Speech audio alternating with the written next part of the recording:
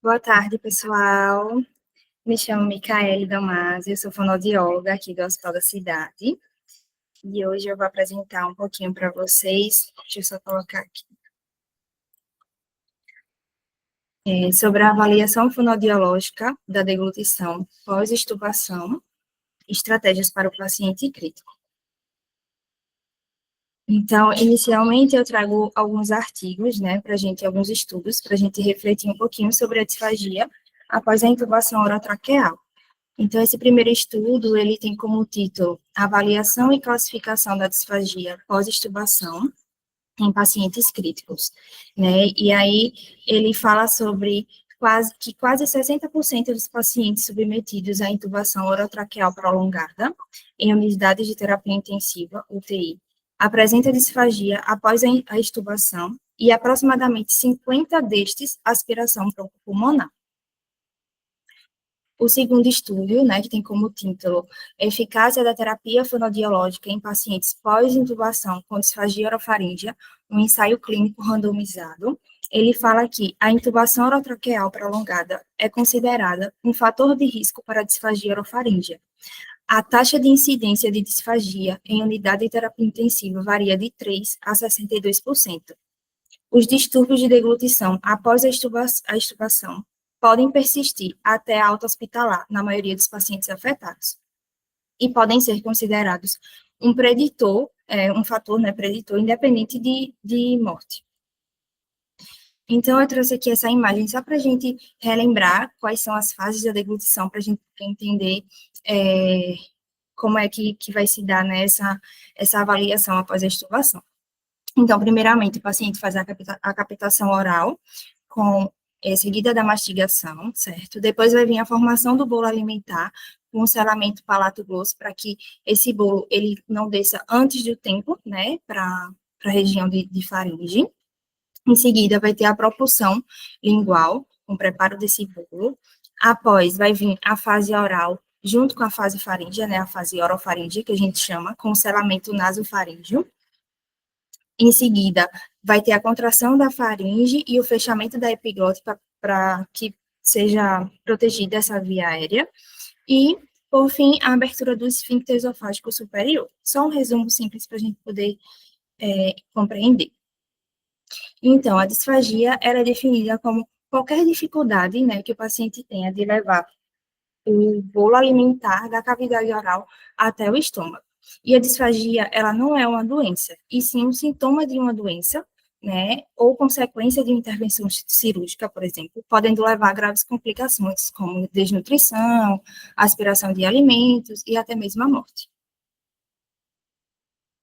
Então, a intubação orotraqueal, né, durante a intubação orotraqueal, vai ter algumas alterações nos receptores sensoriais da mucosa de faringe e de laringe, que são os mecanorreceptores e os quimiorreceptores. Com a estimulação contínua desse tubo, nessa região, vai ter a dessensibilização, né? E o tubo orotraqueal, por tempo superior a 48 horas, vai haver uma alteração, um reflexo de deglutição, o que compromete os mecanismos, né, de proteção e aumenta o risco de broncoaspiração de saliva e dos alimentos, que vai acontecer em coordenação entre deglutição e respiração. E a laringe, ela é responsável por proteger essa via aérea inferior durante a deglutição, promovendo o fechamento glótico e o deslocamento vertical e anterior do complexo iolaríngeo. Então, a identificação precoce da disfagia orofaríngea e o seu respectivo tratamento devem ser iniciados ainda na unidade de terapia intensiva, com o objetivo de minimizar os impactos da broncoaspiração, otimizar o gerenciamento salivar e favorecer a introdução adequada da dieta oral.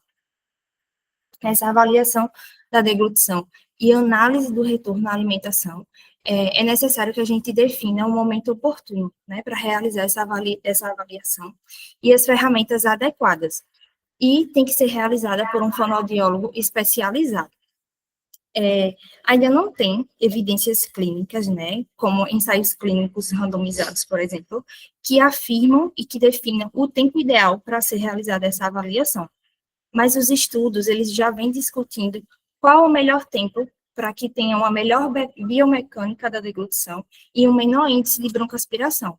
Então, a maioria dos estudos, né, eles discutem que 24 horas depois da extubação, no caso dos adultos, e 48 horas no caso dos idosos. E a gente utiliza exatamente esse protocolo aqui no hospital, certo? Além disso, a gente precisa ver alguns fatores, como o paciente ele precisa estar alerta, no mínimo reativo a estímulos e em condições de se manter desperto, preferencialmente calmo e tranquilo. E a gente também tem que ficar atento a esse padrão respiratório, porque muitas vezes os pacientes ainda precisam de uma ventilação mecânica não invasiva, então a gente precisa conhecer como é que está a mecânica ventilatória e os aspectos hemodinâmicos, né, ver o paciente como um todo, e aí definir o melhor momento para que seja realizada a avaliação fonoaudiológica.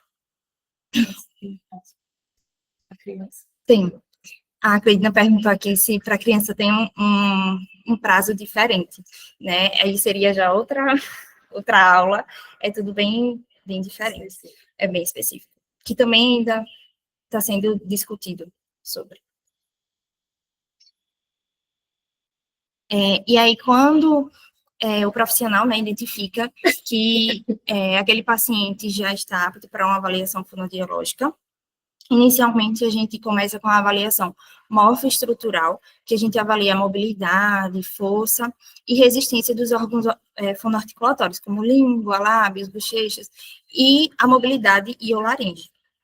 A gente avalia também a qualidade vocal, porque nesse momento ela é um indicador das condições anatômicas funcionais das estruturas laríngeas e da via aérea superior.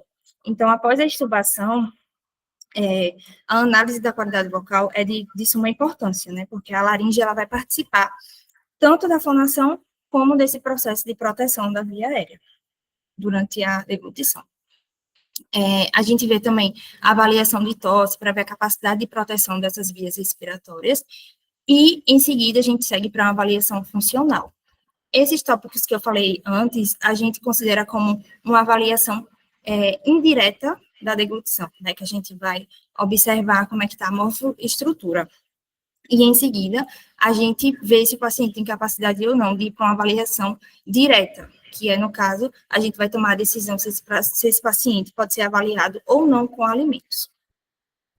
E eu coloquei aqui do lado como atenção, né, porque após a extubação orotraqueal, a gente observa uma redução da sensibilidade de toda a via respiratória superior, que pode fazer com que a saliva, a secreção, o bolo alimentar, eles permaneçam na cavidade oral e na hipofaringe.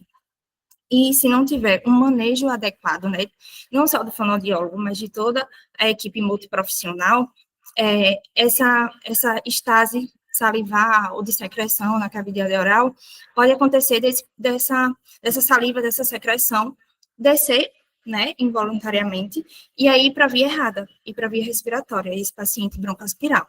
Então, tem que estar alerta, né, tem que estar atento para o manejo dessa saliva, dessa secreção. Na fase faríngea, tem a redução da elevação do complexo iolaríngeo e alterações nos receptores presentes na base de língua, parede posterior de faringe, epiglote e mucosa de laringe. A gente observa também fraqueza de musculatura pelo desuso e pelo uso de fármacos e as dosagens, tanto durante a intubação como após a extubação, que alguns pacientes ainda ficam com uso, né? E pode propiciar para uma penetração, uma aspiração de resíduo durante a deglutição, por conta da fraqueza muscular. A glote, ela vai permanecer aberta, né, por muitas horas após a extubação, inibindo movimentos dos músculos da laringe e da faringe. E aí, depois que ação direta, né, que é com o alimento, a gente primeiro define a consistência mais segura para realizar essa avaliação. Na maioria das vezes, a gente utiliza um alimento pastoso, ou um líquido pastoso, no caso do iogurte, por exemplo. E aí a gente observa alguns parâmetros, certo? Primeiro, como é que vai estar a captação oral desse paciente? Ele vai conseguir captar esse alimento na cavidade oral? Em seguida, a gente vê como é que está, se tem ou não escape extraoral, né? Que o alimento escapa entre os lábios. se o paciente vai ter dificuldade nesse gerenciamento do bolo. Em seguida, a gente vê a deglutição, se vai ser uma deglutição múltipla, ou se ele vai precisar de uma única deglutição para poder o bolo descer, vamos dizer assim.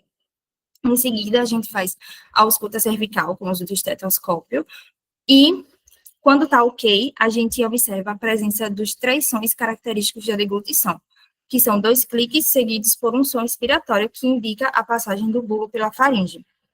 Se a gente não escuta nenhum som, ou escuta algum som diferente, como alguns ruídos, a gente já entende como a presença de resíduo, de alimento nessa região da laringe. A gente avalia também a qualidade vocal após a deglutição, porque na maioria das vezes os pacientes podem apresentar uma voz molhada, que a gente chama, que é quando tem a presença de resíduo na região da prega vocal. E aí a voz fica com essa característica. A observação de tosse, seja ela voluntária ou não, ou então a presença, sim ou não, de pigarro durante e ou após a deglutição. E a presença também ou não de engasgo. E aí, depois que a gente avalia, né, vê se o paciente tem ou não condições da via oral, a gente vai indicar a via mais segura, ou uma via alternativa de alimentação, ou a via oral. E aí a gente classifica, de acordo com a escala FOS, a funcionalidade dessa alimentação. A gente utiliza essa escala na nossa evolução aqui no hospital também. Então, o nível 1, que é FOS 1, indica nada por via oral, ou seja, esse paciente vai estar totalmente dependente da via alternativa de alimentação. O nível 2 é uma dependência de via alternativa com a mínima oferta de via oral, é mais para os estímulos gustativos. O nível 3 é uma dependência da via alternativa, mas com a oferta de uma única consistência. Muitas vezes é quando a gente vai iniciar uma dieta mista, que o paciente ainda está em dieta por sonda e inicia a dieta por via oral. Aí a gente indica que é o nível 3, FOS 3. No nível 4, esse paciente vai estar totalmente de via oral, mas limitada, vai ser uma única consistência. O nível 5 é uma via oral total, com mais de uma consistência, sendo que precisando de um preparo especial. Muitas vezes é quando esses pacientes precisam do uso espessante, por exemplo, nos líquidos. O nível 6 é uma via oral total, com mais de uma consistência e com algumas limitações específicas. Por exemplo, quando a gente indica uma dieta branda, mas o paciente tem dificuldade na mastigação da proteína, por exemplo. Então, a gente pede dieta branda com uma proteína desfiada, uma proteína pastosa. E o nível 7 é quando esse paciente está com alimentação via oral total, mas sem nenhuma restrição. Então, a avaliação fonoaudiológica após a extubação, ela é essencial, né, para garantir a segurança alimentar e prevenir complicações respiratórias. E eu deixei aqui uma frase que cada avaliação é uma oportunidade de devolver ao paciente o prazer e a segurança de se alimentar. Cuidar da deglutição é também cuidar da dignidade e da vida. Obrigada.